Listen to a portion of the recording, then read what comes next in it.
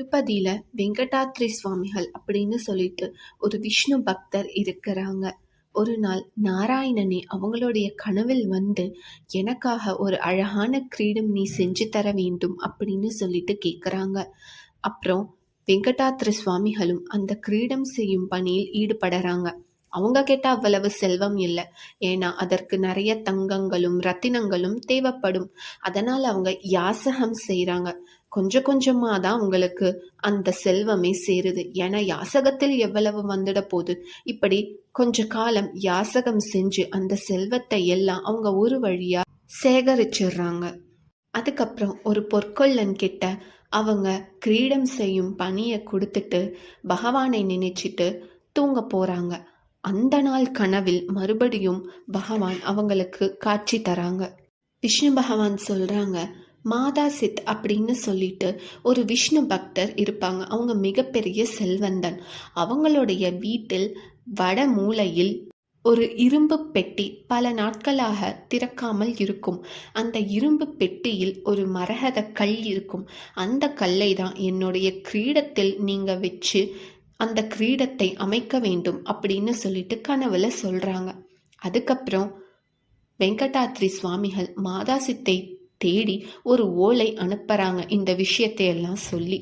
மாதாசித்தும் அந்த ஓலையை படிச்சு பார்த்துட்டு, இப்படி ஒரு கல் இருக்கிறதா நம்ம வீட்டில், நமக்கே தெரியலையே அப்படின்னு சொல்லிட்டு அந்த இடத்துல போய் அந்த இரும்பு பெட்டியை திறக்கிறாங்க.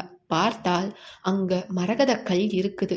அப்போ அவங்களுக்கு சாக்ஷாத் விஷ்ணு பகவானே அவங்களுடைய தொண்டில் நம்மளுடைய பங்கு இருக்கணும்னு நினைச்சு இப்படி செஞ்சிருக்காங்க போல இருக்கு. இதை விட மிகப்பெரிய பாக்கியம் எதுவுமே இல்லை நம்மளுக்கு. நம்மளுடைய முன்னோர்கள் இந்த கல்லை வச்சிருக்காங்க.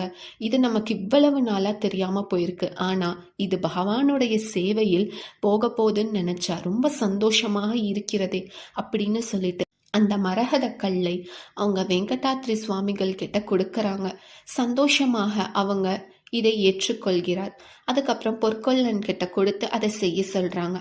ஆனால் அந்த பேராசை பிடிச்ச பொற்கொள்ளனோ உண்மையான மரகத கல்லை எடுத்துக்கொண்டு போலியாக ஒன்று வச்சு அவங்களும் செஞ்சு அந்த கிரீடத்தை கொடுக்கறாங்க. அந்த நாள் கனவில் மறுபடியும் விஷ்ணு பகவான் காட்சி அளிக்கிறாங்க வெங்கடாத்ரி சுவாமிகளுக்கு. அப்ப அவங்க சொல்றாங்க, பொற்கொள்ளன் உண்மையான மரகத கல்லை திருடிட்டான், அதனால எனக்கு உண்மையான மரகத கல்லை தேடி வைங்க அப்படின்னு சொல்றாங்க.